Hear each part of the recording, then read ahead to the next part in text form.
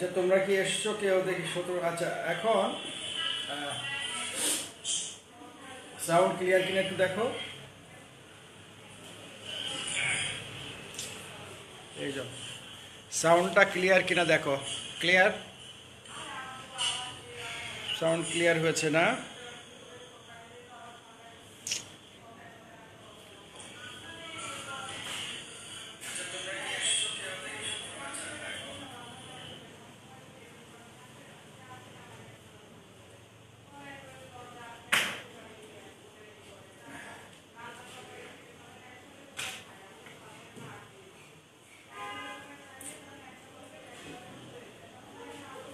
আচ্ছা, ঠিক আছে। তাহলে তোমাদের আগে আমি যে জিনিসটা দেখাই, যে আমি বলেছিলাম কবিতার উপরে, কিন্তু আমি আলটিমেটলি তোমরা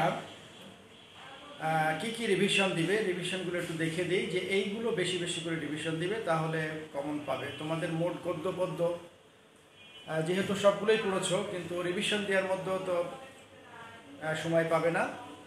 তো ক্রিয়েটিভের জন্য আমি কিছু কম করে দিচ্ছি তোমাদের। এইগুলো ভালো করে রিভিশন দেবে, ইনশাল্লাহ এগুলোতে কিছু কমন করবে। হ্যাঁ, 1 নাম্বার দেখো, এখানে দেখো গদ্যাংশ।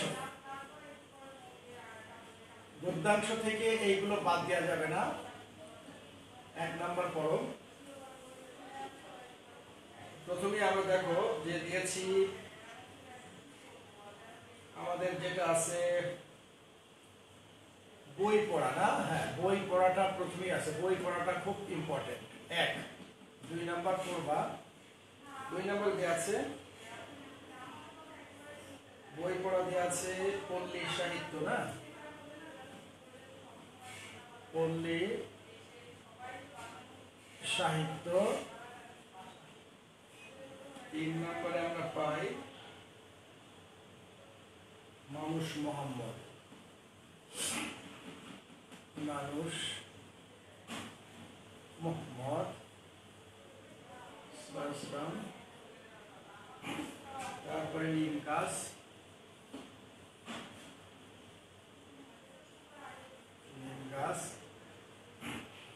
পাঁচে আছে উপেক্ষিত শক্তি। উপেক্ষিত শক্তি উদ্বোধন। 6 নম্বরে আমাদের কি আছে যেন? শিক্ষা মনুষ্যত্ব। শিক্ষা ও মনুষ্যত্ব। ওকে। 7 নম্বরে আছে প্রবাস বন্ধু। শোনা যায়? 8 নম্বরে দেখো 71-এর দিনগুলো। আমি সংক্ষিপ্ত লিখছি। 9 নম্বরে আছে 71-এর দিনগুলির পরগুলি হয় সাহিত্যের রূপটি। আচ্ছা, 9 নম্বরে যা থাকে থাকুক। আমরা এখান থেকে বেছে নিই। হ্যাঁ, এখান থেকে দেখো আমি যেগুলো দিব সেগুলো ভালো করে পড়বা। এখান থেকে দেখো বই পড়া এবং বই পড়াটা এবং শিক্ষা মনুষ্যত্ব, এই দুটো থেকে একটা প্রশ্ন কিন্তু আসবে। দুটো টিক চিহ্ন দিল, এই দুটো 1 নাম্বার। 2 নাম্বার দেখো, 2 নাম্বার আমরা একটু যুদ্ধ সংক্রান্ত কি আছে, 71-এর দিনগুলি আছে। তাহলে যুদ্ধ সংক্রান্ত আছে 71-এর দিনগুলি, এটা পড়বা। ঠিক আছে? তাহলে কয়টা হলো? 1 2 3টা। তারপরে তুমি পড়বা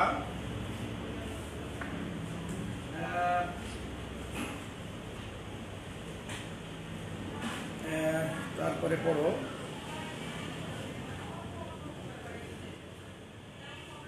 আরেকটা আমাদের 9 নম্বরে ছিল মনে হয় মমতা দি। হ্যাঁ, মমতা দিটা লাগবে। এখানে দেখো মমতা দি। ঠিক আছে? আচ্ছা, এখন আমাদের কি চিন্তা করতে হবে? আমরা প্রবন্ধ পেলাম, 1টা 2টো প্রবন্ধ। এই 2টো প্রবন্ধ থেকে আর একটা প্রবন্ধ দিব। এই একটা প্রবন্ধ, হ্যাঁ, পল্লী সাহিত্য, এই 3টে থেকে একটা পাবো। গেল মানুষ মোহাম্মদ। মানুষ মোহাম্মদ যারা পড়েছো ভালো করে।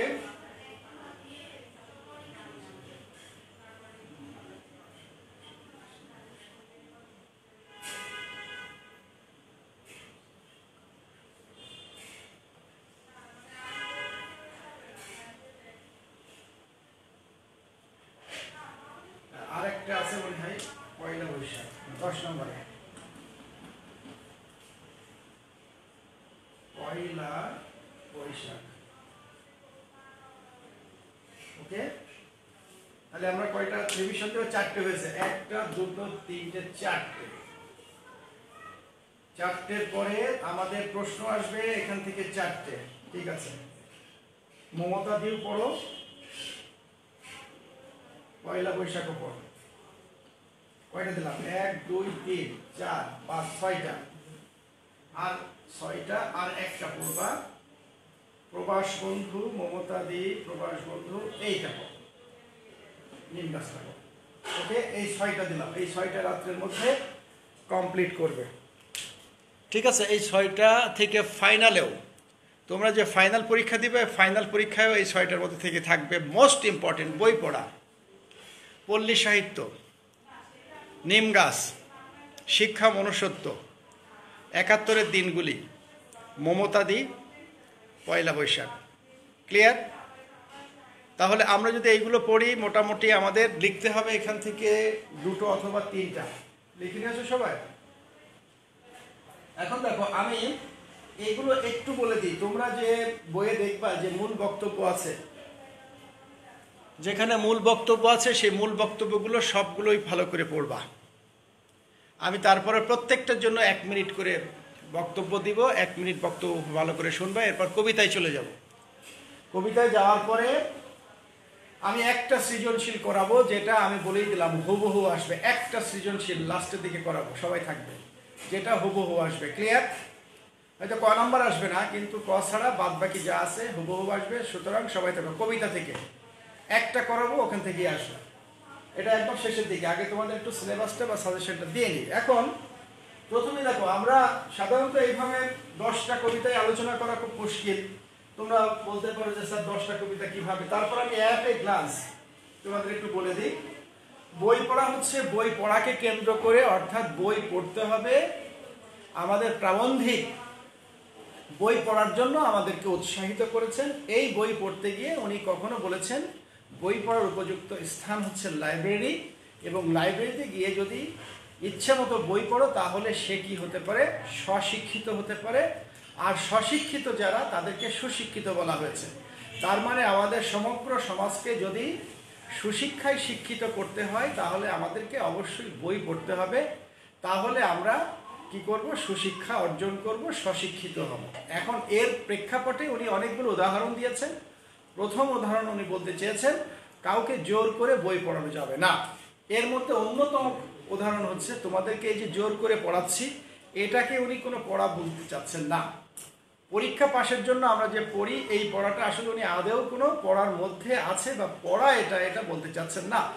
তার মানে আমরা এই যে বই জোর করে পড়ছি, এটা পরীক্ষা পাশের জন্য, কিন্তু প্রকৃত অর্থে এগুলো আমাদের কোনো কাজে লাগছে না, এই কথাটা বলেছেন। এই জন্য একটা জাতিকে পূর্ণাঙ্গভাবে সুশিক্ষিত হতে হলে ইচ্ছে মতো স্বেচ্ছায় বই পড়তে হবে। এটাই বই পড়ার বক্তব্য। তাহলে আমাদের চলে গেল বই পড়া, আমরা পেয়ে গেলাম।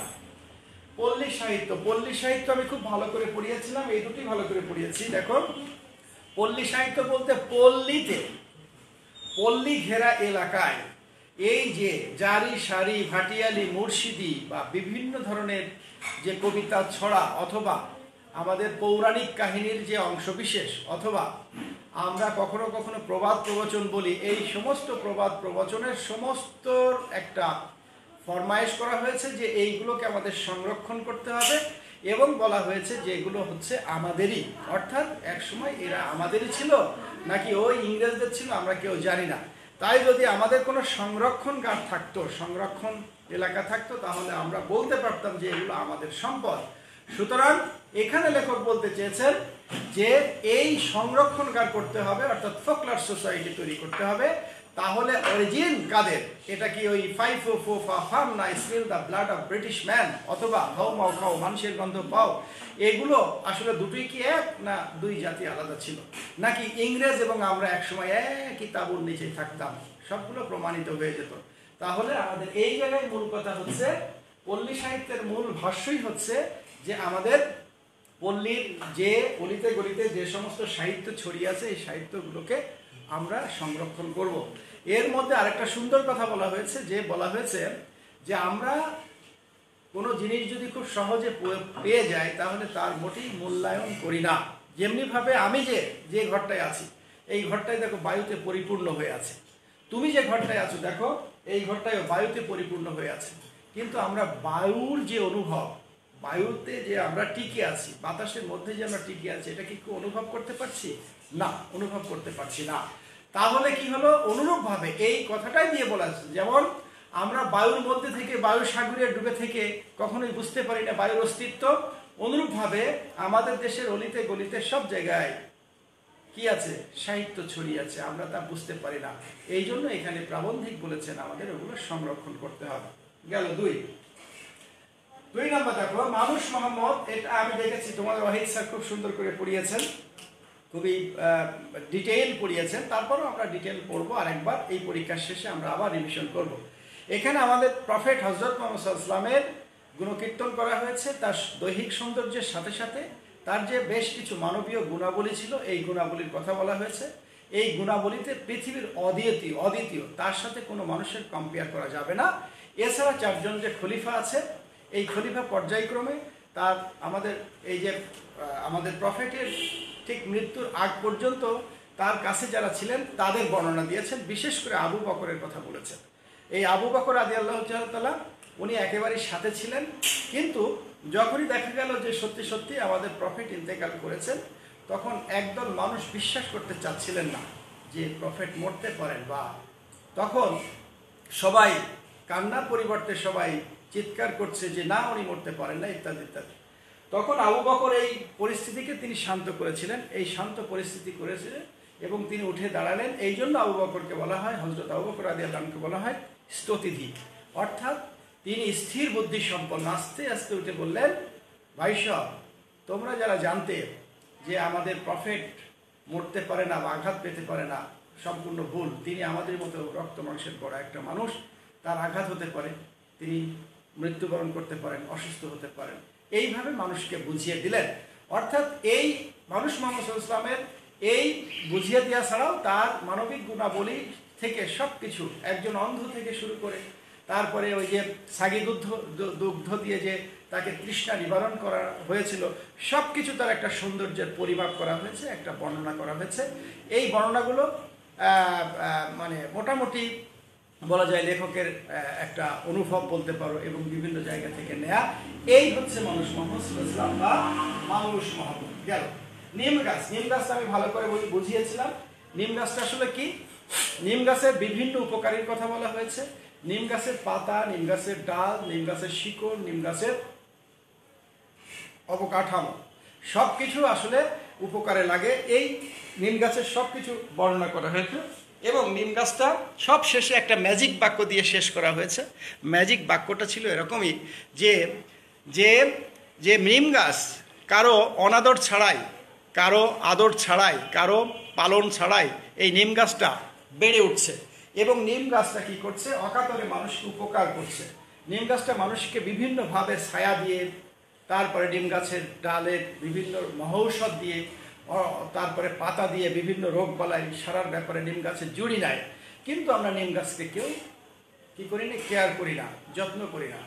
এর সাথে একটা কম্পারিজন করানো হয়েছে, বলা হয়েছে যেটা লাস্ট ম্যাজিক বাক্য, যে বাড়ির নিপুণা লক্ষ্মী বউটার কথা বলা হয়েছে। এই বাড়ির লক্ষ্মী বউটা কে? এই লক্ষ্মী বউটা আসলে কেউ নয়, আমাদের মা অথবা আমাদের বড় বোন অথবা আমাদের চাচি অথবা আমাদের স্ত্রী অথবা আমাদের কেউ, একজন মহিলার কথা বলা হয়েছে, যে সারাদিন সংসারের সমস্ত কাজ করে থাকেন, কিন্তু যখনই সে কোনো কাজে একটুখানি ত্রুটি দেখা যায়, তখনই আমরা সেই আমাদের বাড়ির যে কর্ত্রী আছে তার উপর আমরা সবাই অপবাদ দিই, তাকে বলি তুমি কেয়ার করো না, অথবা বলি তুমি ইনসিনসিয়ার, অথবা ইত্যাদি ইত্যাদি। তো এইভাবে বলে তাকে আমরা অপদস্থ করার চেষ্টা করি। তো এই ম্যাজিক বাক্যটা এটাই, কিন্তু এই অপদস্থ করলেও আমাদের সেই মা অথবা বোন অথবা আমাদের স্ত্রীরা কখনো কখনো খুব কষ্ট পান, কষ্ট পেয়ে বলেন যে এই সংসার আমি আর থাকবো না। তখন উনি অন্য জায়গায় কোথাও যেতে চান, হয় বাপের বাড়ি যেতে চান, নাই অন্য জায়গায় কোথাও যেতে চান, কিন্তু তারপরে তিনি দেখেন যে না, আমার যাওয়ার কোথাও জায়গা নাই, অর্থাৎ আমার তো এই জায়গায় শিকড় বিকড়। অর্থাৎ তিনি তার সন্তান সন্ততি, আত্মীয় স্বজন, নাতি পুতি, তারপরে বন্ধু বান্ধব, স্বামী, বাবা মা সব শিকড়ের মতো বিছিয়ে দিয়েছে। তার মানে তার মায়া মমতা বিভিন্ন জায়গায় ছড়িয়ে গিয়েছে। এই জন্য সে ইচ্ছে করলে এই সংসারের মায়া ত্যাগ করে অন্য জায়গায় যেতে পারেন না, যেমনিভাবে আমাদের মারা পারেন না। তো অনুরূপভাবে নিম গাছেরও তাই বলা হয়েছে যে নিম গাছের শিকড় অনেক দূর চলে গেছে। এই জন্য কোনো অপরিচিত কোনো কবি আসলেও কবি তার ডাল ছিঁড়বে না অথবা পাতা ছিঁড়বে না, কিন্তু না ছিঁড়লেও এই কবির সাথে তার যেতে ইচ্ছে করছে, কিন্তু তিনি যেতে পারছেন না। এর একমাত্র কারণ হচ্ছে তার শিকড় চারিদিকে চলে গেছে। এটা হচ্ছে নিম গাছ। ক্লিয়ার? তাহলে নিম গাছ আমাদের মোটামুটি পেয়ে গেলাম। এরপরে দেখো উপেক্ষিত শক্তির উদ্বোধন।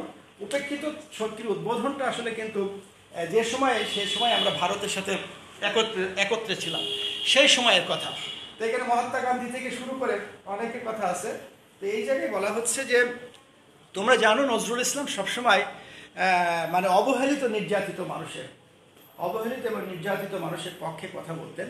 তাই বলতে গিয়ে ভারতীয় উপমহাদেশের যত সাধারণ শ্রেণীর মানুষ ছিল, খেটে খাওয়া মানুষ ছিল, অর্থাৎ কাজ করে খাওয়া মানুষ ছিল, এই মানুষের সংখ্যা বেশি। এই মানুষকে যারা শাসক শ্রেণীর আছে, এই শাসক শ্রেণীকে অঙ্গুলি নির্দেশ করা হয়েছে যে তোমরা যদি এই শোষক শ্রেণীরা, হাতে গোনা কয়েকজন, তোমরা যদি এই সাধারণ মানুষকে, এই খেটে খাওয়া মানুষকে অবহেলা করো অথবা বঞ্চিত করো অথবা শোষিত করো অথবা শাসিত করো, তাহলে কিন্তু এরা যদি একদিন বেঁকে বসে তাহলে তোমাদের শাসন ক্ষমতা থাকবে না। এখন তুমি কল্পনা করো, আমাদের দেশে 16 কোটি মানুষ। এই 16 কোটি মানুষের মধ্যে আমরা ভোট দিয়ে একটা সরকার তৈরি করি, আর এই সরকার তৈরি করতে গেলে এক একটা এলাকার এমপিকে তৈরি করতে হয়। আর এমপিকে যদি আমরা অ্যারিস্টোক্রেটিক ধরি, এমপির আশেপাশে কিছু বড় লোক এই জাতীয়, সেটা হাতে গোনা 10 or 20% আমরা যদি অ্যারিস্টোক্রেটিক ধরি, বাকি সব কিন্তু এভারেজ, অর্থাৎ মাস পিপুল, অর্থাৎ সাধারণ জনগণ যারা খেটে খায়। তো এই খেটে খাওয়া মানুষকে যদি আমরা চপেটাঘাত করি, একের পর এক কষ্ট দিই, একের পর এক নির্যাতিত করি, তাহলে কোনো একদিন তারা আমাদের আর কি করবে না, আমাদের পক্ষে আর কথা বলবেন না। তখন কিন্তু আমাদের ক্ষমতা রাখা দায়। এই উপেক্ষিত শক্তির উদ্বোধনে সেই কথা বলা হয়েছে। তাই বলা হয়েছে মহাত্মা গান্ধী যেমনিভাবে এই উপেক্ষিত ব্যক্তিদেরকে কোলে টেনে নিতেন, বুকে টেনে নিতেন, এই জন্য সবাইকে বুকে টেনে নেওয়ার কথা বলা হয়েছে। ওকে, এটা এই ক্রিয়েটিভের জন্য ততটা ইম্পর্টেন্ট নয়। এরপর দেখো শিক্ষা মনুষ্যত্ব।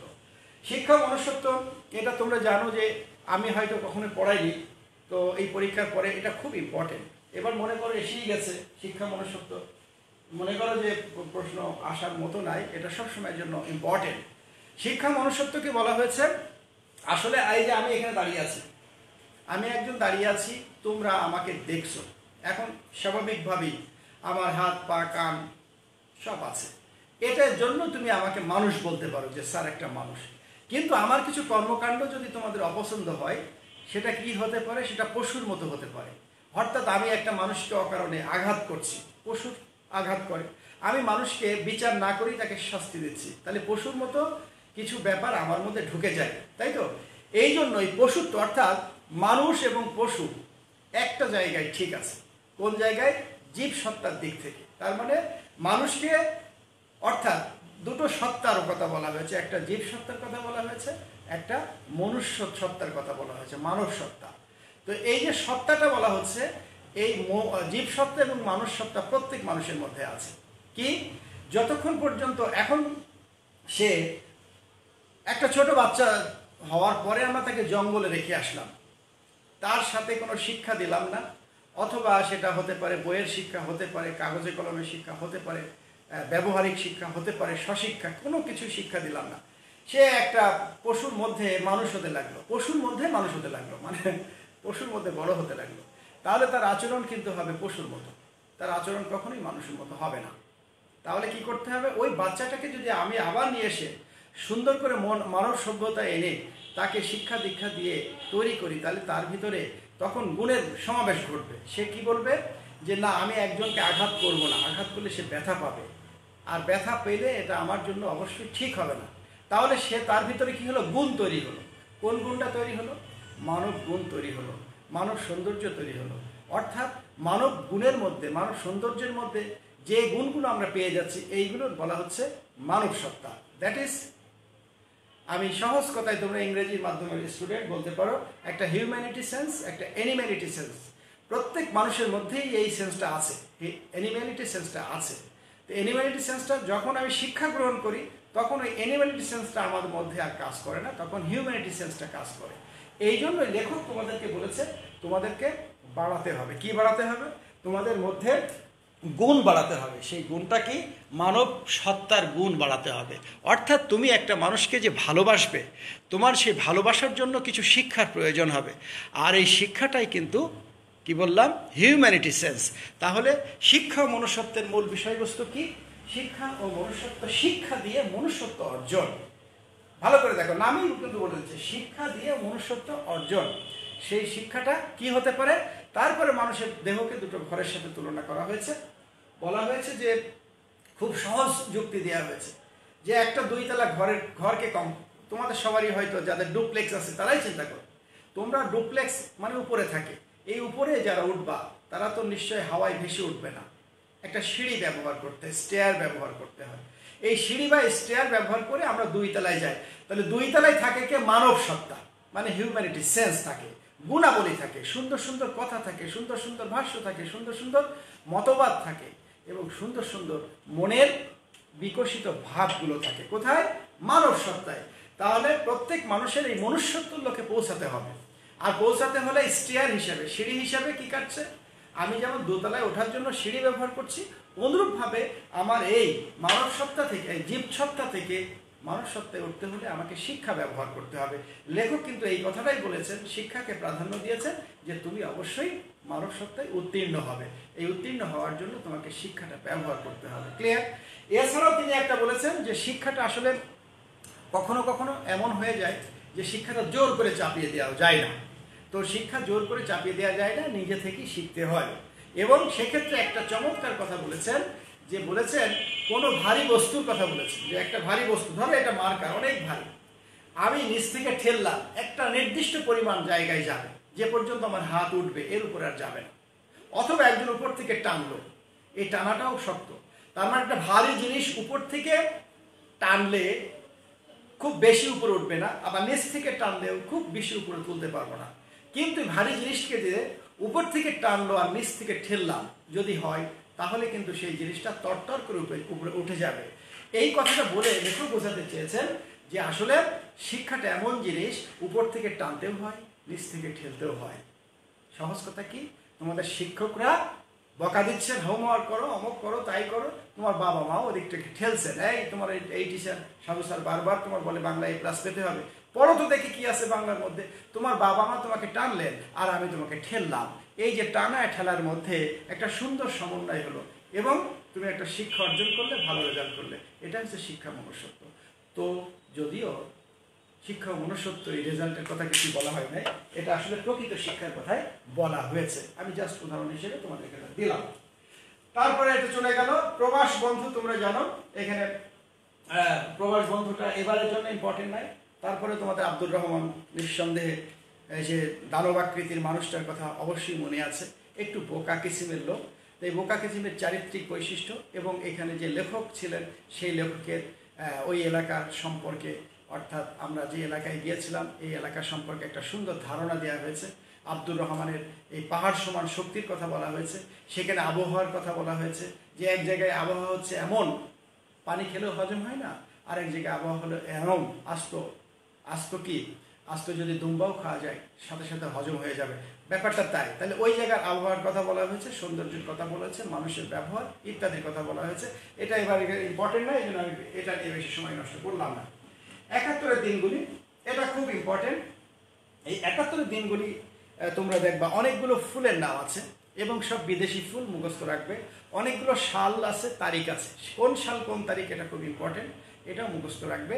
আর এখানে বেসিক্যালি আমরা দেখতে পেয়েছি লেখিকা আমাদের যে জাহানারা ইমাম আছেন, এই জাহানারা ইমামের এই যে 9 মাস যে যুদ্ধ হয়েছিল, এই 9 মাসের একটা, এই প্রায় অলমোস্ট 9 মাসের একটা সুন্দর বর্ণনা আছে এবং কত তারিখে থেকে শুরু হয়েছে সব কিছু বর্ণনা আছে।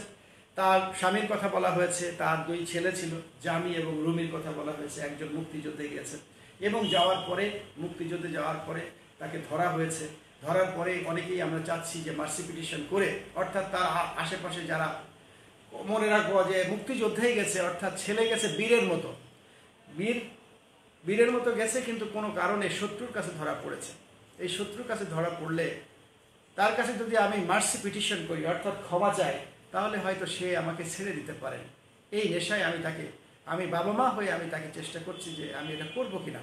কিন্তু যখনই আমার ছেলের কথা মনে হচ্ছে যে না, আমার ছেলে তো গেছে বীর, আমি এই বীরের জন্য কেন এই শত্রুর কাছে আমি আত্মসমর্পণ করব। এটা করলে আমার ছেলে অবশ্যই ভয়ানকভাবে রাগ করবেন, এই জন্য আমি সেটাও করা হবে না। একজন দক্ষিণী মা, একজন মুক্তিযোদ্ধা ছেলের কথা বলা হয়েছে এবং এই মুক্তিযোদ্ধাকালীন সময়ে যে দুর্বিষহ পরিস্থিতি ছিল, সে পরিস্থিতির বর্ণনা করা হয়েছে। এই পরিস্থিতিতে খুব সুন্দর কিছু কথা বলা হয়েছে, বিশেষ করে ধানমন্ডি এবং এলিফ্যান্ট রোডের কথা বলা হয়েছে, যে অথবা শান্তিবাগের কথা বলা হয়েছে, যে ধানমন্ডির লোকেরা এই যে এখন করোনায়, যেমন মনে করো করোনায় মানুষজন ছুটে গ্রামে পালাচ্ছে, মনে করছে গ্রামে গেলে শান্তি পাবো, কি করোনায় আক্রমণ করবে না। আবার দেখো যে গ্রামের থেকে সংবাদ আসছে না, গ্রামেও করোনা পৌঁছে গেছে, তাহলে আবার গ্রামের মানুষ কি করছে, ঢাকা শহরে চলে আসছে। এই যে মানুষের দোলাচাল, এই দোলাচালটা এরকমই যে মনে করছে মানুষ বাঁচার একটা স্পৃহা মানুষের মধ্যে জাগে, মানুষ কিভাবে বাঁচবে, মানুষ কোথায় গেলে বাঁচবে। এই আপদকালীন সময়গুলো আসলে মানুষের এই মস্তিষ্ককে কি করে, মস্তিষ্কের অবস্থানটা এরকম করে দেয় যে মানুষ পৃথিবীতে আঁকড়ে ধরে থাকতে চায়, পৃথিবীতে বাঁচতে চায়। আর বাঁচার জন্য মানুষ এই সমস্ত কাজগুলো করে, যে কাজগুলো কখনোই সঠিক নয়। সঠিক নয় কি, সবসময় মনে রাখবা, বিপদ হলে ধৈর্য ধারণ করতে হয়।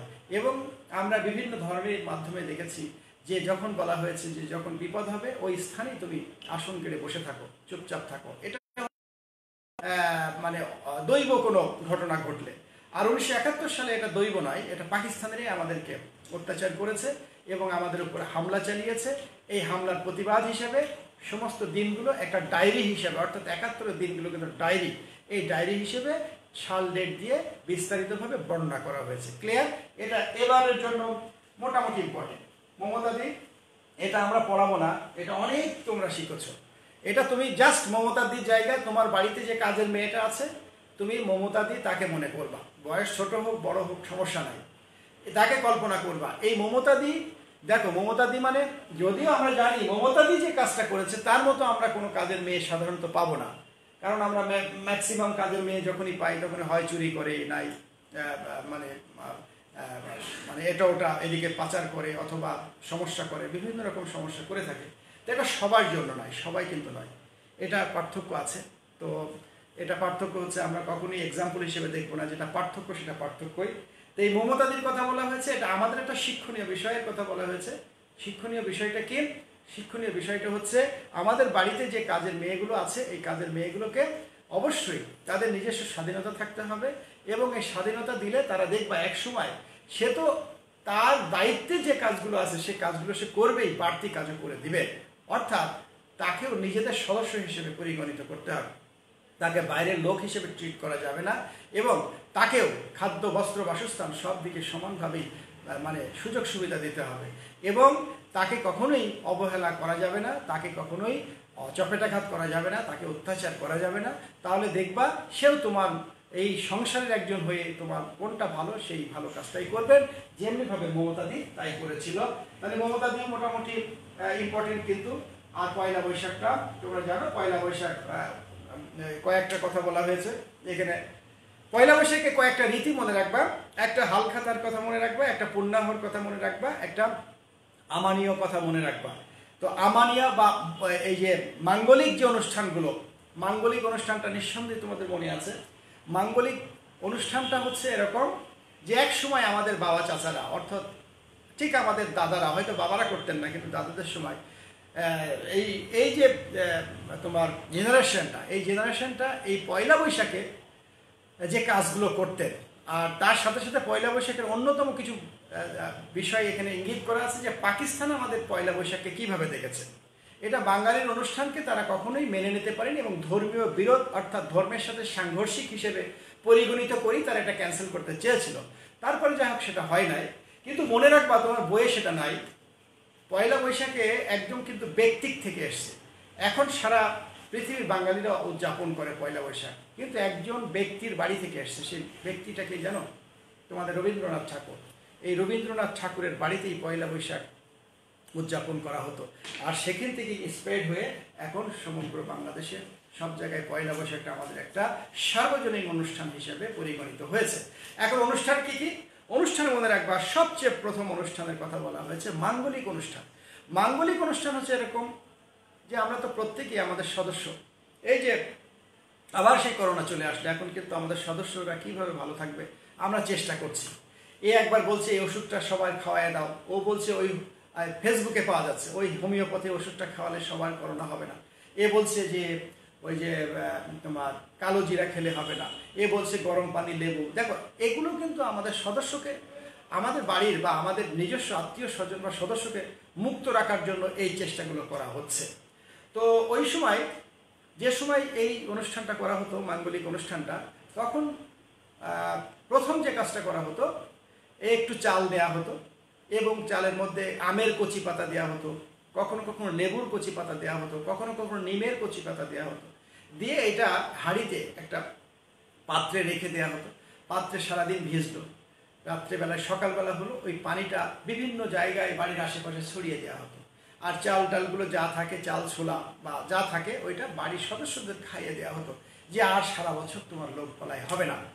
এখন এই ক্ষেত্রে দেওয়ার এক অন্যরকম কারণ, দেখো তখনকার কিছু রোগ ছিল, এই রোগ কিন্তু ভয়াবহ ব্যাপার। এই রোগের অন্যতম রোগটার নাম হচ্ছে ওলা ওঠা, বা যেটাকে আমরা ডায়রিয়া বলি। এই ডায়রিয়ার অপর নাম ছিল ওলা ওঠা।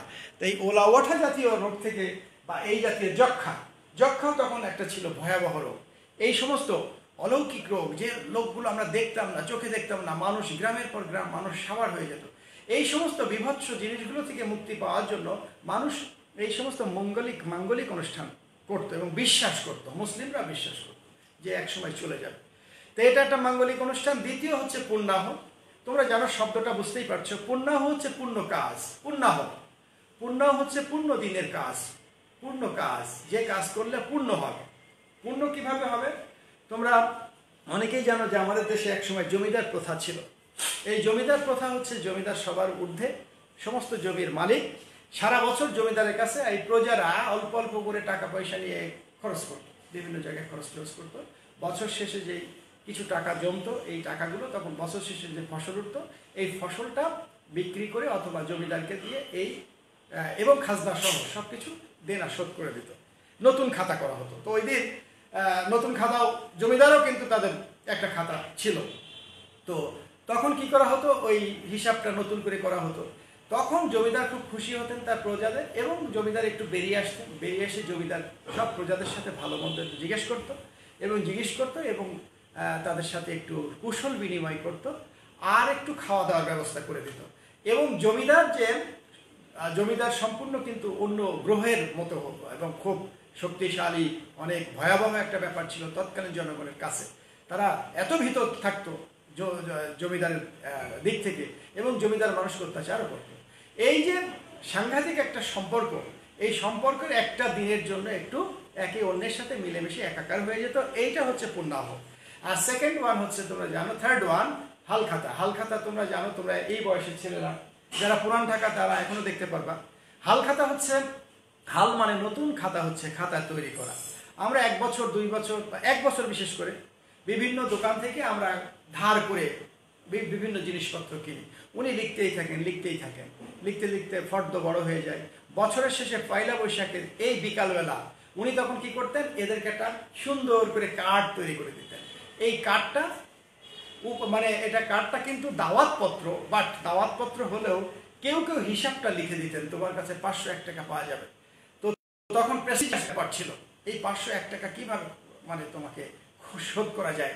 তখন এই ধার যে করতেন সে যেভাবেই হোক, ফসল বিক্রি করে হোক অথবা কিছু বিক্রি করে হোক, এই টাকাটা তাকে শোধ করে দিতেন, এবং এটা একটা সম্মানীয় ব্যাপার ছিল। তাই এই দোকানি তখন কি করতো, তার এই কাস্টমাররা যখন আসতো মিষ্টির ব্যবস্থা করতেন, কোনো কোনো দোকানে খানা পিনার ব্যবস্থা করতেন, কোনো কোনো দোকানে একটু মাংস পোলার ব্যবস্থা করতেন, এবং সবাই দলে দলে যেত, ওই টাকা শোধ করতো আর ওই খাবারটা খেত। এটা হচ্ছে হালখাতা। মোটামুটি এটা পয়লা বৈশাখ তোমাদের চলে গেল। তো আমি সবগুলো গল্প তোমাদের একটু গল্প বা প্রবন্ধ তোমাদের মোটামুটি একটু ধারণা দিলাম। এখন তোমরা 3 স্টারগুলো অবশ্যই বাসায় প্র্যাকটিস করবে। ওকে, এখান থেকে তোমাদের 4টে প্রশ্ন আসবে, তোমরা ইচ্ছে করলে 3টে লিখতে পারো। আচ্ছা, বহিপীর পড়ান বাবা, বহিপীর অনেক, আচ্ছা ঠিক আছে, যদি সময় থাকে আমি বহিপুরটা অ্যাট এ গ্লান্স আমি সবগুলো আলোচনা করে দেবো। ওকে, আচ্ছা এখন চলে আসো আমাদের সেকেন্ড ওয়ান হচ্ছে, আমরা স্টার চিহ্নগুলো নিঃসন্দেহে তোমরা দেখে নিয়েছো, রাইট? এখন এরপর চলে আসো আমরা কবিতাগুলো একটু লিখি। কবিতাগুলো মোটামুটি তোমরা জানো যে কোন কবিতাগুলো। আমি কবিতা পদ্যাংশ এখানেও তোমাদের মনে 10টা দেওয়া হয়েছে, 10টার মধ্যে এত রিভিশন দিতে পারবো না, এত সময় নাই। তাহলে কবিতার মধ্যে তোমরা যেগুলো ভালো করে পড়বা, তোমরা জানো বঙ্গবাণী, হ্যাঁ বঙ্গবাণী কি দিয়েছিলাম? মনে হয় দিয়েছিলাম। বঙ্গবাণী, তারপরে 2 কপোতাক্ষ নদ, কপোতাক্ষ নদ, তারপরে 3 জীবন সঙ্গীত, জীবন সঙ্গীত, তারপরে 4 হচ্ছে ঝর্ণার গান, যদি দিয়ে থাকি, না দিলে এটা তোমাদের জন্য ইম্পর্টেন্ট নাই অত, তারপরে লিখে রাখলাম মানুষ, ঠিক আছে মানুষ। এরপরে হচ্ছে সেই দিন 6, সেই দিন এই মাঠ, সেই দিন এই মাঠ, তাই তো? তারপরে মনে দেওয়া আছে পল্লী জননী, তাই না? পল্লী জননী।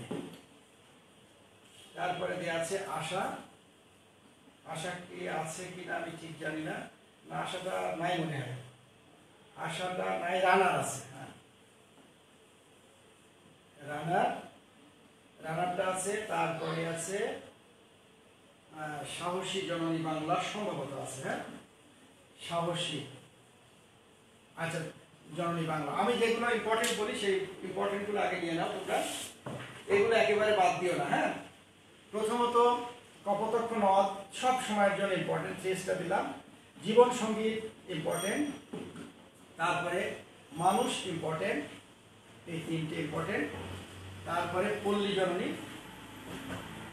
আর হচ্ছে রানা। কয়টা হলো? 1 2 3 4 5, ঠিক আছে?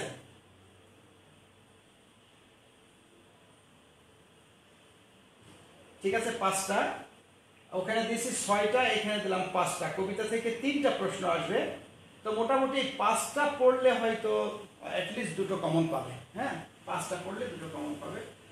তারপরে তোমরা সাহসী জননী বাংলা, এটা কি আছে কিনা আমি ঠিক খেয়াল নাই। আচ্ছা আমি একটু এখানে কে লিখেছে আমি একটু পড়ে নিই। ইফাদিক স্যার, আমরা মামকে একটু বলেন যে বুকের মধ্যে বাকি যে পদ্যগুলো বোর্ডে প্যাড দিয়েছে সেগুলো ঠিক থিংস দ্যাট আমি, আচ্ছা আমি একটু বলি, তোমরা বইয়ের ভিতরে 30টা আছে, আমরা 10-এ যে 15টা পড়িয়েছি এই 15টাই বোর্ডের জন্য, অর্থাৎ বোর্ডের জন্য। এর আগে অনেকবার বলেছি বোর্ডের জন্য 15টা গদ্য, 15টা কবিতা, এর বাইরে যে 30টা আছে পড়ার দরকার নেই। এখন এরপরেও আমরা তোমাদের এই পরীক্ষার জন্য 5টা করে বাদ দিয়ে দিয়েছিলাম, যে 5টা আমি আগে যে বোর্ডে লিখেছি স্টারগুলো, আপাতত স্টারগুলোই পড়ো। এখন এই স্টারগুলো পড়লে আমি চাই পরীক্ষায় ভালো করো, আমি চাই না তোমরা কেউ পরীক্ষা খারাপ করো, পরীক্ষাটা আমার ভালো করতে হবে। একটু কম পড়ে যদি তুমি পরীক্ষা ভালো করো মার্শাল্লাহ, কোনো সমস্যা নাই। তোমরা যদি চাও, এবং আমি বলেছি তোমাদের যে সৃজনশীলগুলো দেওয়া হয়েছে এই সৃজনশীলের মধ্যে থেকেই কিন্তু ম্যাক্সিমাম পাবে, মানে ভালো কমন পাবে, ম্যাক্সিমাম নয় কমন পাবে, কিন্তু ক হয়তো একটু চেঞ্জ হয়ে যেতে পারে। তো এখন এইসব চিন্তা করো না, আমি যে স্টার চিহ্নগুলো দিয়েছি স্টার চিহ্নগুলোই আমি তোমাদের পড়তে বলছি। এই চিহ্নগুলো যেহেতু সময় কম, এতদিন অনেক পড়েছো, এই যে টেস্টের সময় সব তখন আমি বলে দিব যে তখন 10টা করে পড়বা। হ্যাঁ, তো সবসময় পরীক্ষার আগে কি করতে হয়, পরীক্ষার আগে বেছে বেছে পড়তে হয়। আর আমি যেগুলো দিয়েছি এগুলো দেখো সবসময় বোর্ডে আসে। কপোতাক্ষ নদ, জীবন সঙ্গীত, মানুষ, পল্লী, জননী, রানা, এই 5টা পড়ো, ঠিক আছে? কারণ এত বেশি বই রিভিশন দেওয়া খুব টাফ হয়ে যায়, তাই এই 5টা পড়লেই আসবে ইনশাল্লাহ। কিন্তু তাহলে আমরা আমি এই 5টা তোমাদের সাথে একটু আলোচনা করে দিই খুব সংক্ষিপ্ত।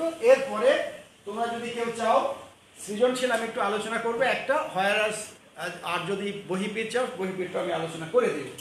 কপোতাক্ষ নদ দেখো, কপোতাক্ষ নদ এখানে সনেট কবিতার বর্ণনা করা হয়েছে এবং এই জায়গায় কপোতাক্ষ নদের কথা বলা হয়েছে। একটা নদ, যে নদটা আমাদের যশোরের সাগরদাড়িতে অবস্থিত। এই নদের যে বহমান কুলো ধ্বনির কথা বলা হয়েছে, কিন্তু ছোটবেলার যে আমাদের কবি এই নদের সাথে যে সম্পর্ক ছিল, পরবর্তীতে দেখা যাচ্ছে যে উনি আর আসলে এই দেশে ছিলেন না। তখন উনি ছিলেন ফ্রান্সের ভার্সাই নগরীতে। এটা নিয়ে কিন্তু আমি বিস্তারিত তোমাদের মানে ক্লাস নিয়েছি, খুব ভালোভাবে ক্লাস নিয়েছি, আশা করি মনে থাকার কথা। তো সেখানে যাওয়ার পরে তার মনে পড়েছে আবার স্বদেশের কথা, কিন্তু কিভাবে কি করবে। তিনি তো অনেক পরিবর্তন করে ফেলেছেন। প্রথম পরিবর্তন করে ফেলেছেন উনি এখান থেকে অবজ্ঞা করেছেন বঙ্গভাষাকে, বাংলা ভাষাকে। দ্বিতীয়ত উনি তার ধর্ম ত্যাগ করেছেন। তৃতীয়ত আত্মীয় স্বজনের সাথে কোনো যোগাযোগ রাখেননি। এই সমস্ত বিষয়গুলো কেন্দ্র করে তিনি ওখানে গিয়ে তার মনে হয়েছে যে না, আমি যাই করি না কেন, আমি তখন বন্ধুভাবে, অর্থাৎ কপোতাক্ষ নদকে বন্ধু ভেবেছেন এবং এই কপোতাক্ষ নদের মাধ্যমে এই দেশের জনগণের কাছে মেসেজ পাঠিয়েছেন যে আমি আসলে তোমাদের ভুলি নাই, আমি আগের মতোই আছি, আগের মতোই তোমাদের স্মরণ করি, আগের মতোই তোমাদের ভালোবাসি। এটা একটা বলা হচ্ছে যে দেশপ্রেমের কথা বলা হয়েছে। তো এখানে অক্টেভ এবং সেস্টেকের কথা বলা হয়েছে। তো অক্টেভে কি থাকে, একটা মানুষের ভাবের মানে অক্টেভে সাধারণত একটা মানুষের স্টার্টিংটা অর্থাৎ মূল ভাবটা থাকে, মূল বিষয়বস্তুটা এখানে তুলে ধরা হয়েছে। আর শেষটাকে এসে তার পরিণতিটা হয়েছে। পরিণতিটা কি, এতক্ষণ যে আমি লাফালাম, এতক্ষণ আমি অনেক কিছু করলাম, এতক্ষণে যে করলাম এর কনক্লুশনটা কি, হয় আমার হসপিটালে যেতে হবে ঠ্যাং ভাঙার জন্য, না হলে আমাকে একটা ডিসিশন নিতে হবে। এটাই হচ্ছে অক্টেভ এবং সেস্টেক। তাহলে কি, একটা স্টার্টিং হলো, একটা পরিণতি হলো, এটাই।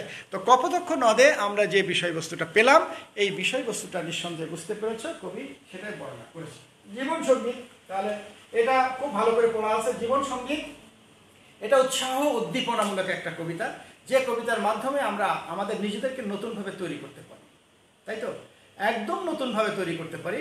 তো এখানে প্রথমেই বলা হচ্ছে life is not a bed of roses, অর্থাৎ তুমি ইচ্ছে করলেই স্বপ্নময় না লাইফ নাই, তুমি ইচ্ছে করলেই সব সময় সুখে থাকবে, সব সময় তুমি আরাম আয়েশ করবে, এটা না। তারপরে বলা হয়েছে যে তোমার একটা নির্দিষ্ট ক্ষেত্র আছে, তোমার একটা নির্দিষ্ট পরিসর আছে। মনে করো ওই নির্দিষ্ট ক্ষেত্র বা নির্দিষ্ট পরিসরটাই তোমার যুদ্ধক্ষেত্র। ওই যুদ্ধক্ষেত্রে তোমাকে যুদ্ধ জয়ী হয়ে বিজয় বেশে বীরের মতো এগিয়ে যেতে হবে। এটা হচ্ছে আসলে এই তোমার জীবন সঙ্গীতের মূল বিষয়। এখন তুমি ওই জায়গায় নায়ক কোথায়, তুমি যে লেখাপড়াটা করছো, বলছে তোমার ক্ষেত্র হচ্ছে ওই বই পুস্তক, খাতা কলম, টেবিল, পরীক্ষা। এটা আমি যে শিক্ষকতা করছি আমারও কিন্তু তাই, বই এই যে তোমাদের শেখানো, তোমাদের জানানো, তোমাদের কিছু শিখিয়ে দেওয়া, এটা আমি এখন ইচ্ছে করলেই ওই অস্ত্র ধরে দেশ রক্ষা করতে পারবো না, আমি ইচ্ছে করলেই দেশ পরিচালনা করতে পারবো না, তুমি ইচ্ছে করলে হঠাৎ করে কোনো একটা অলৌকিক কাজ করতে পারবে না। তার মানে কি হলো, কবি তোমাদেরকে অনুৎসাহিত করেছেন, না তোমার নির্দিষ্ট একটা জায়গা আছে, এই জায়গার মধ্যে থেকেই তুমি তোমার কাজ করো, তোমার উন্নতি করো, তাহলে ভবের উন্নতি হবে, পৃথিবীর উন্নতি হবে, সৌন্দর্য বাড়বে।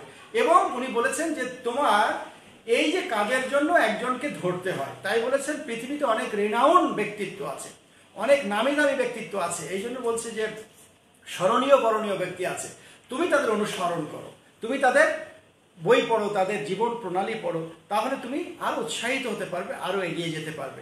তাহলে আমাদের জীবনটা স্থবির না, আমাদের জীবনটা চলমান, গতিশীল। এই গতিশীল জীবনটা তুমি কাজ করতে করতে মরে যাও, কোনো সমস্যা নাই, কিন্তু তোমাকে কাজ করতেই হবে। আর আমাদের অনুপ্রেরণা অর্থে আমরা বিখ্যাত বিখ্যাত মনীষীদের জীবনকে আমরা আমাদের একটা মাধ্যম হিসেবে ধরতে পারি। এটা হচ্ছে তোমার জীবন সঙ্গীত কবিতার মূল বিষয়বস্তু। ঝর্ণার গান তোমাদের পড়াই দরকার নেই, ঝর্ণা গানটা এমসিকিউ এর জন্য, এটা সব সময়ের জন্য পড়ার দরকার নেই। আর মানুষ চলে আসো, মানুষ একটা কবিতা, যে কবিতা দুটো ধর্মের কথা বলা হয়েছে। বেসিক্যালি এখানে দুটো ধর্ম, এখানে একটা মন্দিরের কথা বলা হলো, একটা মসজিদের কথা বলা হলো। যদি এখানে আঘাত করা হয়েছে ওই সকল ব্যক্তিদের যারা আসলে খারাপ, কিন্তু সবাই তো আর খারাপ নাই, সব ধর্মের সকল মসজিদের ইমাম কিন্তু খারাপ নাই, আবার সকল ধর্মের মানে হিন্দু ধর্মের সকল পুরোহিত কিন্তু খারাপ নাই, তাই না? তো এখানে হয়তো এই খারাপ পুরোহিত বা খারাপ মৌলবী অথবা খারাপ এদের কথা বলা হয়েছে, যে যারা মসজিদটাকে তাদের নিজের ঘর বানিয়ে নিয়েছে অথবা মন্দিরটা তাদের নিজস্ব পৈতৃক সম্পত্তি বানিয়ে নিয়েছে। এই সমস্ত লোকের যে তাদের ওখান থেকে ছুঁড়ে ফেলতে হবে এবং তাদের ওই জায়গা থেকে স্থানান্তর করতে হবে এবং তাদের কোনো রকম ওই জায়গায় আর স্থান দেওয়া যাবে না, এই কথাটা নজরুল বলতে চেয়েছেন। এর জন্য তিনি কয়েকটা কথা বলেছেন। বাটের বাংলা কিন্তু কিন্তু মানে বুঝলাম না। আচ্ছা, হ্যাঁ, বাটের বাংলা তো অবশ্যই, কিন্তু কিন্তু কি হলো ব্যাপারটা? আচ্ছা, রিলেভেন্ট কোশ্চেন করো তোমরা, আর কিছু জানতে চাইলে করো, আমি শেষ করে দিব।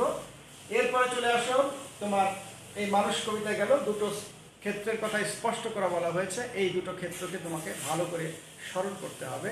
এই দুটো ক্ষেত্র, যে মসজিদ মন্দির যে মানুষগুলো থাকে, এই মানুষগুলো যদি সাধারণ মানুষ যায় সাধারণ খাদ্যের জন্য, তা আমরা এখানে প্রথম কি দেখলাম, যে একটা পুরোহিত তার কাছে গেছে, যাওয়ার পরে খাদ্য ছিল এবং তার দেখার সাথে সাথেই আমাদের এই যে বৃদ্ধ লোকটি বা অনেক বছর যে অভুক্ত ছিল তাকে খাদ্য না দিয়ে বের করে দিয়েছে। দ্বিতীয়তে গেছে মসজিদে যাওয়ার পরে অনেক গোশত রুটি বেঁচে গেছে, কিন্তু তাকে শালা বলে গালি দিয়ে তাকে বের করে দিয়েছে। তো ব্যাপারটা কি? ব্যাপারটা হচ্ছে এরা কিন্তু এই সাধারণ জনগণ নয়, এরা কিন্তু খারাপই।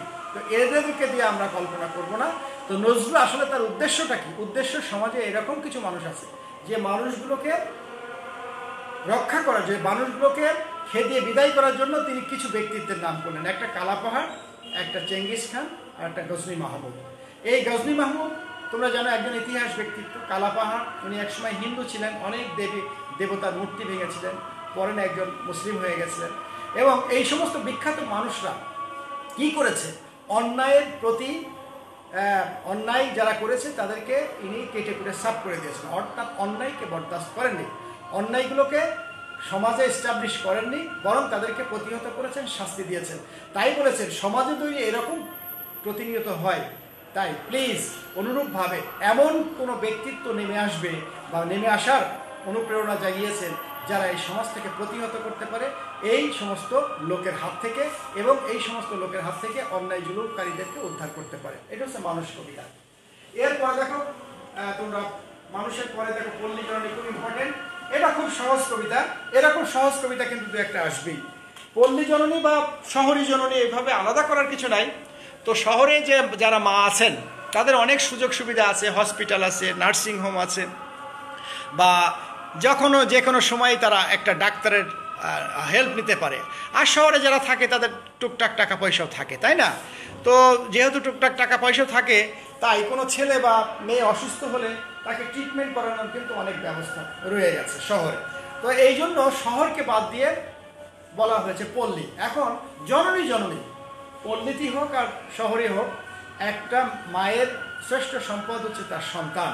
যেখানে পল্লীর কথা বলা হয়েছে, যেখানে সুযোগ সুবিধা নাই, যেখানে সুযোগ সুবিধা বলতে একেবারে জিরো, যে তার এবং সাথে সাথে তার অর্থ করি কিছুই নাই।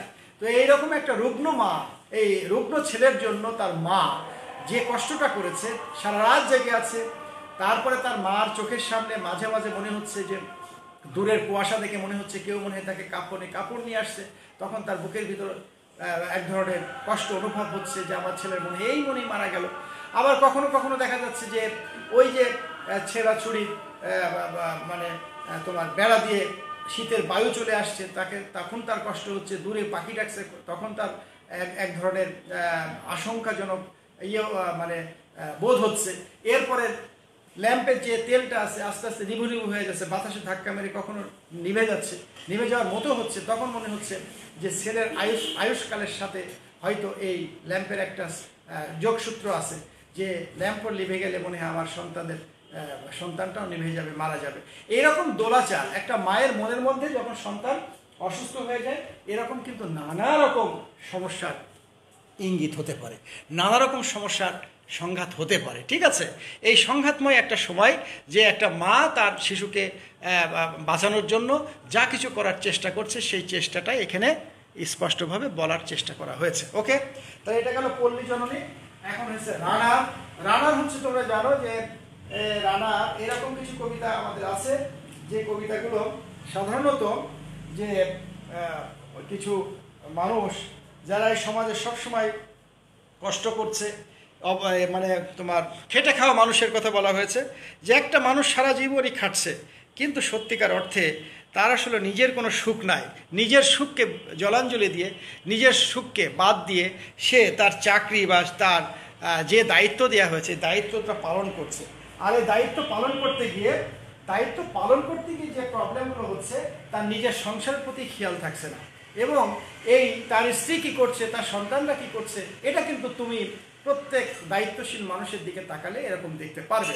এবং এই দায়িত্বশীল মানুষের এমন একটা আমরা অর্থ দিই তাকে, এবং তার শ্রমকে এত কম দামে কিনি যে পরবর্তীতে সে রাতে বাড়িতে গিয়ে একটু শান্তিমতো বিশ্রাম দিবে, সেটাও কিন্তু তার হয়ে ওঠে না। তো এরকম রানার নামে অনেক আমাদের দেশে না, সারা পৃথিবী কর্মজীবী মানুষ আছে, শ্রমজীবী মানুষ আছে। এই শ্রমজীবী মানুষের কথা বলা হয়েছে শুধু রানারকে কেন্দ্র করে। অর্থাৎ এই রানার কিন্তু শুধু একজন রানার নয়, এই রানার কিন্তু সমস্ত শ্রমজীবী মানুষের প্রতিনিধি। আর এই সমস্ত শ্রমজীবী মানুষের প্রতিনিধি হিসেবে রানার কবিতাটা তোমাদের পড়তে হচ্ছে। এই জন্যই তোমরা যদি কখনো এরকম মনে করো যে তোমাদের অধীনে এরকম কিছু মানুষ আছে, তার ছোট দায়িত্ব, কিন্তু তার অনেক পরিশ্রম, তার অল্প দাক্ষিণা দিতে হয়, বেতন দিতে হয়, কিন্তু তার অনেকগুলো কাজ করতে হয় তার সংসারের দিকে। তাই বলা হচ্ছে এই অবহেলিত, লাঞ্ছিত এইসব মানুষের খোঁজ খবর কিন্তু কেউ রাখে না, কিন্তু দায়িত্বটাই আসল। তাহলে মানুষের দায়িত্ব এবং কর্তব্যের কাছে এই অর্থ কিছুই নাই। এই রানার সেটা দিয়ে বোঝাতে চেয়েছে যে রানার তার ব্যক্তিত্ব বা রানারের মতো মানুষরা সবসময় সমাজে অপ্রতুল, তারা কখনোই সমাজে এত বেশি পরিমাণ নাই, এবং তারা যে অবহেলিত হচ্ছে, এই অবহেলিত হওয়া থেকে আমাদের হয়তো এই সকল মানুষের পাশে থাকা বা পাশে দাঁড়ানো আমাদের উচিত বলে মনে হয়। ওকে, তাহলে আমি তোমাদের মোটামুটি সবগুলো কবিতা কিন্তু মোটামুটি আইডিয়া দিলাম। পরীক্ষার আগে তো আর ধরে বেঁধে কিছু করার থাকে না, বরং সময়টা নষ্ট হয়, বরং সময়টা আমরা যা পড়িয়েছি এর মধ্যে থেকেই কোশ্চেন হবে। এর মধ্যে থেকে যেহেতু কোশ্চেন হবে, আশা করি তোমাদের কোনো সমস্যা হবে না, তোমরা লিখতে পারবে। তো আমরা ওই ক্রিয়েটিভগুলোই তোমরা প্র্যাকটিস করো, ইনশাল্লাহ ওর মধ্যে থাকবে। আর যারা বহিপীর বা এই বোধা বলছি, যারা উপন্যাসটা জানতে চেয়েছিলাম, তো এটা কিন্তু খুব সহজ।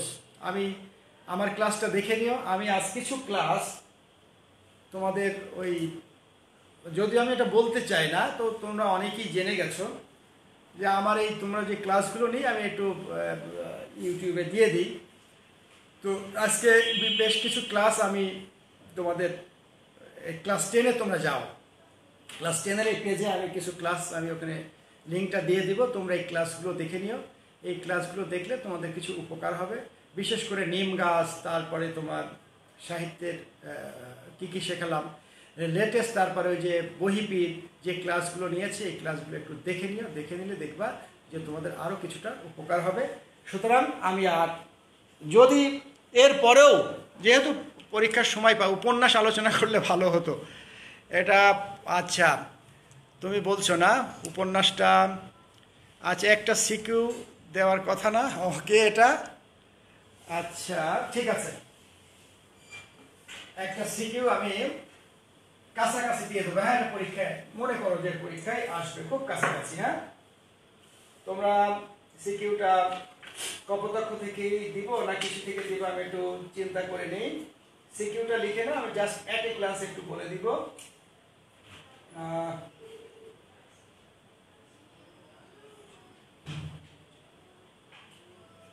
ঠিক আছে, আমরা একটা সিকিউ লিখি আমরা। তোমাদের এটা দেওয়া হয়েছে কিনা আমি ঠিক জানি না।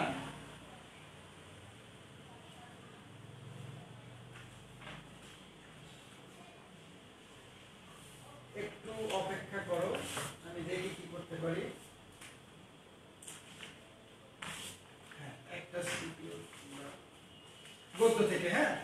তোমরা একটা আমি এখানে লিখি সিকিউ মাগো,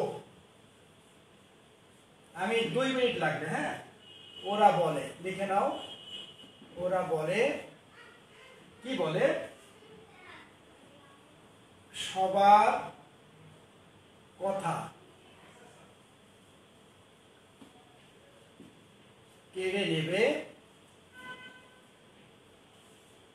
তোমার কোলে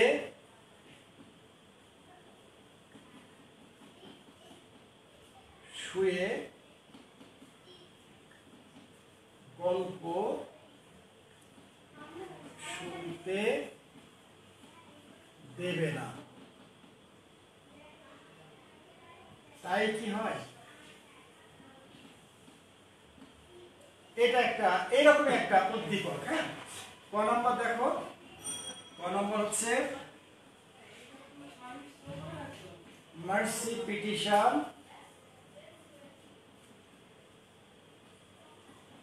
কি? 1 নম্বর। ক নম্বর অথবা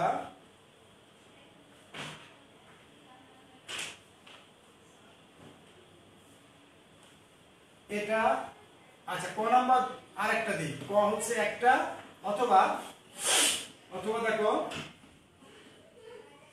ঢাকার কত জায়গায় গ্রেনেড ফেটেছিল।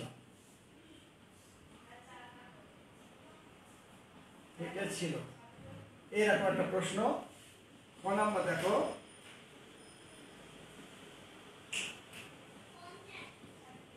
সারা দেশ থেকে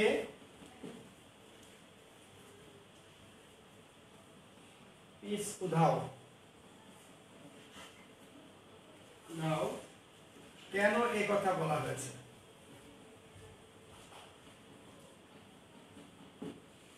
ঠিক আছে, এটা খুব ইম্পর্টেন্ট। গ নাম্বার দেখো উদ্দীপকের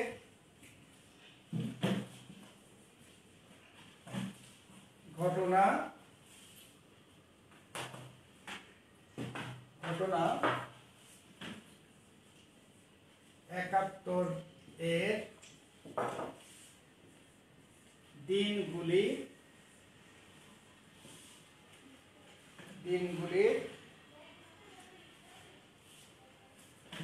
রচনার কোন দিক বর্ণনা করা হয়েছে? ঠিক আছে। আচ্ছা, ঘ নাম্বার দেখো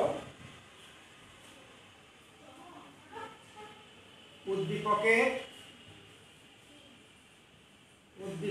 ঘটনা 71 এর দিনগুলির রচনার সামগ্রিক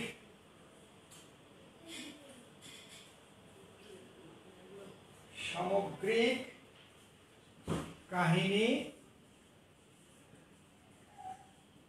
ধারণ করে কি মূল্যায়ন করো। ঠিক আছে, এটা দেখো তোমরা পারো কিনা। এরকম একটা প্রশ্ন আসবে, এটা খুবই ইম্পর্টেন্ট একটা প্রশ্ন, তোমরা সবাই জানো।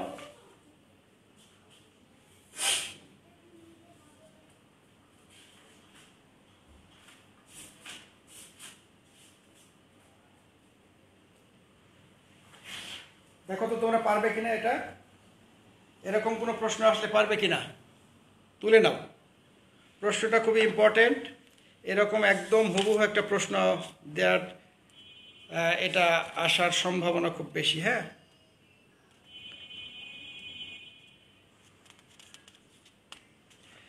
ক নাম্বার উত্তরটা করো তো তোমরা, ক নাম্বারের উত্তরটা করো, পারবে? ক নাম্বারের উত্তরটা কে কে পারো?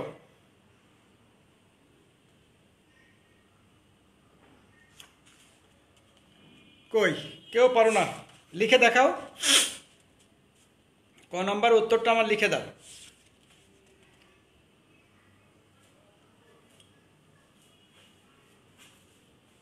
আচ্ছা এখানে দেখো ঢাকার, এটা তো পারবাই। মার্সিফিকেশন কি, এটাও পারবা, এটা তোমার ইয়েতেই আছে, শব্দার্থই আছে। সারা দেশে এই প্রশ্নটা, সারা দেশে পিস উধাও, কেন এই কথা বলা হয়েছে? এটা খুব ইম্পর্টেন্ট কোশ্চেন। কখন লেখিকা বলেছিল সারা দেশে পিস মানে কি? পিস মানে কিন্তু শান্তি, শান্তি উধাও। বলছে যে পিস ফুলের নামের নাম, পিস ফুলের কথা যখন বলা হয়েছিল তখনই কিন্তু এই কথাটা এসেছিল। হ্যাঁ, তাহলে এইভাবেই তোমার লিখবে, লেখার পরে এটা ওর সাথে মিলিয়ে লিখবে। আর আমি আগেই বলেছি, আর উদ্দীপকের ঘটনা কি, যে মাগো ওরা বলে সবার ভাষাকে কেন্দ্র করে কলা, ওখানেও কিন্তু অধিকার, ভাষা মানে অধিকার, আর এখানে টোটালি তার মানে ভিন্ন। এখানে এর সাথে এটা একদম সম্পূর্ণরূপে এখানে একটা কথা আছে, তো উদ্দীপকের সাথে এখানে অধিকারের কথা বলা হয়েছে, এখানেও কিন্তু অধিকারের জন্যই আমরা যুদ্ধ করছি। আর সামগ্রিক দিকটা ওখান থেকে কিন্তু কখনোই ধারণ করে না, এইটা হচ্ছে উদ্দীপকের মূল বিষয়বস্তু। ওকে, তো এরকম এখান থেকে কিন্তু আমি বলেই দিলাম এই প্রশ্নটা, যাও এই প্রশ্নটা আসবেই। হ্যাঁ, মনে করো এই প্রশ্নটা চলে এসছে, তোমরা খেয়াল করবা। এখন অনেকেই আমি 2 মিনিট যদি দাও তাহলে আমি বলতে পারি, আসলে এটা কিন্তু এর চেয়ে আমার কিছু করার নাই, কারণ সময় 6 মিনিট ওভার হয়ে গেছে। যারা বহিপীর পারো না, আচ্ছা একটু লিখে নাও। যারা বহিপীর লিখতে লিখতে আমি বলে দিই, তোমরা মনে রাখবা বহিপীর যে নাটকের কথা বলা হয়েছে, বহিপীর একটা ঠকবাজ লোক। এই লোকটি কি করেছে, বইয়ের ভাষায় কথা বলে, কারণ খুব চালাক এবং ধুরন্ধর লোক। সে জানতো মানুষকে ঠকানোর জন্য তার নিজস্ব ভাষায় কথা বলতে হবে, অর্থাৎ যে এলাকায় যাক সে এলাকায় ভাষা বলা, এটা টাফ, মুখস্থ করাও টাফ। সুতরাং একটা প্রচলিত ভাষা বলা অভ্যাস থাকলে তাহলে সব জায়গায় বোঝানো সম্ভব হবে। এবং সে একজন পীর ছিল। এই পীর বলতে সত্যিকার পীর নাই, সে আসলেই পীরের আচরণগুলো তার মধ্যে ছিল। সে বিভিন্ন মুরিদদের বাড়িতে যেত এবং এই মুরিদরাই তাকে চালাতো, মুরিদরাই তাকে টাকা পয়সা দিয়ে তাকে এইভাবে তার কি করা হয়েছে, তার অনেক টাকা পয়সার মালিক। তারপরে সে একটা নাবালিকা মেয়েকে জোর করে, এক মুরিদের মেয়েকে বিয়ে করে, যদিও সে হয়তো জোর করে নেই, বিয়েটা মেয়েটার বাপ মাই দিয়েছিল, কিন্তু তারপরে সেই মেয়েটা দৌড় মারে তার চাচাতো ভাইয়ের কাছে। তারপরে একটা বজরায় বা নৌকায়, একটা ডিঙ্গি নৌকায় এবং বজরা ডিঙ্গি নৌকা নিয়ে আবার মুরিদ তাকে খুঁজতে যায়। খুঁজতে গিয়ে তারপরে দৈবক্রমে বজরার সাথে আঘাত লাগে। আঘাত থেকে একই নৌকায় দেখা যাচ্ছে যে পাশাপাশি দুটো রুম, এক পাশে তাহেরা আছে আর এক পাশে বহিপীর আছে। এবং এই চালাক বহিপীর বুঝতে পারলো তার স্ত্রী এখানে আছে। ওই নৌকার মালিক হচ্ছে হাতেম আলী এবং তার ছেলে হাশেম আলী এবং তার স্ত্রী, এই 3 জন খোঁজে যায়। 3 জন আছে। এর মধ্যে হাতেম আলী তার জমিদারিত্ব রক্ষা করার জন্য সে এখানে তার এক বন্ধুর কাছে কিছু অর্থ ধার করতে চেয়েছিল, কিন্তু অর্থ ধার পায় নাই। সে আসলো, আসার পরে আবার তার বহিপীরের সাথে দেখা হলো। বহিপীরকে পেয়ে তার মনের কথা বলল, ওদিকে বহিপীরও তার মনের কথা বিনিময় করলো। তখন বলল, আমরা দুজনের সমস্যা আছে, আসুন কিছু সমাধান করা যায়। তখন এই চালাক বহিপীর কি করলো, বলল যে আমি আপনাকে এই সমস্যার সমাধান থেকে উদ্ধার করব, আমার স্ত্রীকে ফিরিয়ে দেয়। তো প্রথম দিকে আমরা দেখলাম যে এই হাতেম আলী আসলে সেই কাজটা রাজি হয়েছিল, কিন্তু পরক্ষণেই সে চিন্তা করলো এটা অন্যায়, এটা করা যাবে না, সেকে শুধরে নিল। এদিকে হাশেম আলী এই আমাদের মতো এই বর্তমান যুগের শিক্ষিত একটা ছেলে, এ কখনোই চায় না যে এই মেয়েটা এই পীরের সাথে যাক। তারপরে শেষমেশ আমরা দেখলাম যে সব কিছু বন্ধন, সব কিছু বেড়া, সব কিছু কষ্ট এবং সব কিছুকে উপেক্ষা করে হাশেম আলী এই তাহেরাকে নিয়ে চলে যায় নিরুদ্দেশের যাত্রায়। এবং শেষ পর্যন্ত বহিপীর এটা মেনে নেয়, এটা স্বাভাবিক প্রক্রিয়া, কারণ বহিপীর ছিল খুব চালাক, পুলিশ ডাকলেই তারই সমস্যা হতে পারে, এটা অ্যাজ ইউজুয়াল। এবং এই নাটকের এই ঘটনাটার শেষ পর্যন্ত সমাপ্তি ঘটে কিন্তু এরকমটা সুন্দর অবস্থার মাধ্যমে, কোনো কনফ্লিক্ট ছাড়াই। এটা হচ্ছে বহিপীর। আচ্ছা, অনেকেই বলেছে যে উপন্যাস, ঠিক আছে, অ্যাট এ গ্লাস বলে দিই যদি তোমাদের কিছু উপকার হয়। উপন্যাসটা হচ্ছে, চাইলাম উপন্যাস, যার পড়াচ্ছে নাটক, কে চাইছে? আচ্ছা ঠিক আছে, আমি উপন্যাসটা একটু বলে দিই। উপন্যাসের প্রধান চরিত্র হচ্ছে, তোমরা দেখো যে উপন্যাসের নাম হচ্ছে কাকতাড়ুয়া। কাকতাড়ুয়া মানে কি? প্রথমেই কল্পনা করো যে কাকতাড়ুয়া মানে কৃষকরা তার অনেক জমি ফসল ফলায়, ফসলের মাঝখানে এই কাক এসে বা বিভিন্ন পশু পাখি এসে এই ফসলগুলো খেয়ে নেয়। তো মানুষ সবসময় তো থাকতে পারে না, তখন মানুষের মতো আকৃতি করে এই রকম এই পল দিয়ে অথবা কিছু দিয়ে বেঁধে রাখে মানুষের মতো আকৃতি করে, এবং এখানে একটা ভাঁড় দিয়ে দেয়, দেওয়ার পর চোখ আঁকিয়ে দেয়, একটা কিংভূতি কিমাকার তৈরি করে লাঠির মাথায় এটা গুজে দেয়। এটার নাম কাকতাড়ুয়া। ক্লিয়ার? এই কাকতাড়ুয়া একটা প্রতীকী যেমন কি করেছে, এই কাকতাড়ুয়া দিয়ে আমরা পশু পাখি বা পশুকে বা পাখিকে আমরা তাড়াচ্ছি। কিন্তু আমাদের যে কাকতাড়ুয়া, বাস্তব কাকতাড়ুয়া কি আমাদের বুধা কাকতাড়ুয়া কেন বলা হয়েছে? বুধা আসলে মনে করব ওই পশু পাখি বা ওই পক্ষী যারা ফসল খেতে এসেছিল, এরা বর্গী, এই বর্গী হিসেবে যাদেরকে বলা হচ্ছে আমরা পাকিস্তানিতে বলা হচ্ছে। পাকিস্তানিরা আমাদের কাছে ওই পাখির মতো, ওই পাখিগুলোকে অর্থাৎ পাকিস্তানি রূপে ওই পাখিগুলোকে তাড়ানোর জন্য কাকতাড়ুয়ার দরকার। সেই কাকতাড়ুয়া হিসেবে আমরা কাকে অনুমান করলাম? আমাদের বুধাকে অল্প বয়স্ক একটা ছেলে যার বাবা মা নেই, এবং এই বুধা শক্ত হয়ে গেছে। এক রাত্রে তার আত্মীয় স্বজন মানে তার নিজের বাবা মা ভাই বোন, তোমরা জানো বিনু তিনু অনেকগুলো সবাই মারা যায়। এরপরে বুধা আর কথা বলতে পারে না, শক্ত হয়ে গেছে, অর্থাৎ তার কোনো কষ্ট নাই। কিন্তু গ্রামে যখন সে অবস্থান করছে তখন হঠাৎ করে দেখে একদিন কিছু মিলিটারি এসে এই নিরীহ লোকের উপর অত্যাচার করছে। তখন নিরীহ লোকগুলোকে তাকে সে কি করেছে, মনে হয়েছে যে আত্মীয় এরাই আমার পরম আত্মীয়, কারণ তার বাবা মা তো নাই। এখন সে চাচির বাড়ির আশ্রয় নিচ্ছে। তো চাচির বাড়ি আশ্রয় নিচ্ছে, চাচির বাড়িও আশ্রয়টা হারিয়েছে। সে এখন বাজারে চলে এসছে। বাজারে আসার পরে যে যা দেয় তাই খায়, সবাই কাজ করে দেয়, সবার কাজ করে যায়। অর্থাৎ এই বুধা হচ্ছে সবার প্রিয় একটা ছেলে। ঠিক আছে? তো সবার প্রিয় ছেলেটা তখন দেখলো যে এই মিলিটারিরা অকারণে এসে মানুষের উপরে অত্যাচার করছে এবং গুলি করে মেরে ফেলছে। তার রিয়াক্ট করার পরে চিন্তা করলো যে কে করেছে। তখন সে চিন্তা করলো এই গ্রামেরই একজন যে সম্পৃক্ত আছে, তাই না? তখন সেই কমান্ডার বলছি আমরা, রাজাকারের মূল হোতাকে আমরা পেয়ে গেলাম। ও বুঝতে পেরেছে। তখন কি করলো যে ঠিক আছে, আমার বাবা মা ভাই বোনকে যে মেরে ফেলেছে তাদের তো কোনো শরীর ছিল না, তাই না? শরীর থাকলে তো সে প্রতিহত করতো, সে তাকেও হয়তো মেরে ফেলতো। কিন্তু সেই সময় তার কোনো শক্তি ছিল না, তাদেরকে দেখতে পারতো না, ধরতে পারতো না। কিন্তু এখন তো জলজান্ত মানুষ, সুতরাং আমার প্রতিশোধ নিতেই হবে। তখন তার মনে হয়েছে প্রতিশোধ নেওয়া। এই জন্য সে কি করেছে, সে দোকানে গেছে, আলীর দোকান থেকে কেরোসিন নিয়েছে। আমি খুব সংক্ষেপে বলছি কারণ এটা একটা বিস্তারিত ব্যাপার, 5 মিনিটে বলবো। তো এই নিয়ে সে কি করেছে, হাতে মশাল তৈরি করেছে, মশাল তৈরি করে রাত্রের অন্ধকারে বাড়িতে ফেলেছে। তো ফেলার পরে আগুন দিয়ে ধরিয়ে দিয়েছে। এটা প্রথম প্রতিশোধ। কিন্তু এই জিনিসটা উপলব্ধি করতে পেরেছে কে? আলী মিঠু। এবং তারা মনে করেছে যে না, এই কাজটা করেছে। আলী মিঠু আবার ডেকে নিয়ে আছে মুক্তিযোদ্ধা শাহাবুদ্দিন চলে আসার পরে বলছে যে তুই তো একাই মুক্তিযুদ্ধের কাজ করে দিচ্ছিস। তাই তাকে শখ করে বিভিন্ন সুন্দর সুন্দর নাম রাখে। এতে বোধার কিন্তু ভালোই লাগে। এরপরে তাকে শেষ পর্যন্ত বলে তোকে একটা কঠিন দায়িত্ব দিব, এই দায়িত্বটা তোকে পালন করতে হবে। কি দায়িত্ব দেওয়া হলো? বললে একটা গ্রেনেড পেতে আসতে হবে। কোথায়? আমরা শুনেছি এই গ্রামে স্থায়ীভাবে মিলিটারিরা বসত করতে যাচ্ছে স্কুল ঘরে। তাহলে এই স্কুল ঘরে যখন বসবাস করবে তখন তারা একটা বাংকার তৈরি করবে। বাংকার তো বোঝো, বাংকার থেকে প্রথম বললো ব কেটে দাও, ও কেটে দাও, বাকার থেকে বললো আকার কেটে দাও, বকা। তারপর বলছে বকার তো উল্টো পাল্টা কি হয়? কবর। তোমরা মনে আছে এই কথাটা? তারপরে কবর রচনা করতে হবে কাদের? পাকিস্তানি আর্মিদের। তারপরে কি হলো, ও ওই ফজল চাচার সাথে গেল, আকুতি করে যে চাচা আমাকে যদি না কাজ দাও তাহলে আমি খাবো কিভাবে।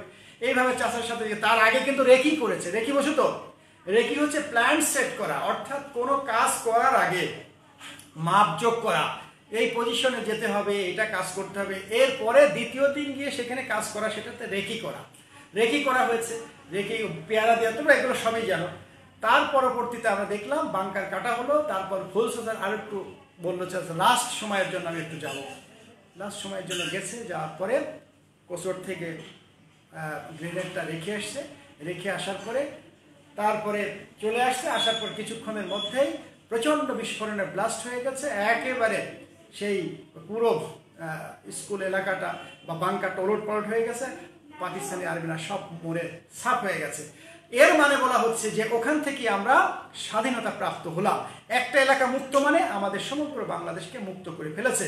আর বোধা হচ্ছে সকল মুক্তিযোদ্ধার একটা প্রতীকী স্বরূপ, একটা প্রতিনিধি স্বরূপ কাজ করেছে, যা আমাদের ৬৮,০০০ গ্রামের সকল জায়গায় কিন্তু এরকম বোধার মতো কেউ না কেউ এরকম কোনো বিধ্বংসী কাজ করেছে, এরকম সাহসী ভূমিকায় পালন করেছে। তারা হচ্ছে মহান মুক্তিযোদ্ধা। তো ওকে, তাহলে আমি কিন্তু সবই তোমাদের একটা ধারণা দিলাম, যদি আমার অনেক কষ্ট হয়েছে। ওকে, তাহলে আর তোমরাও অনেকেই চলে গেছো। তো বেস্ট অফ লাক, ভালো পরীক্ষা দিও ইনশাল্লাহ, অবশ্যই ভালো হবে, দোয়া করি। ভালো করে পড়ো, অবশ্যই ভালো হবে। খোদা হাফেজ, বাই।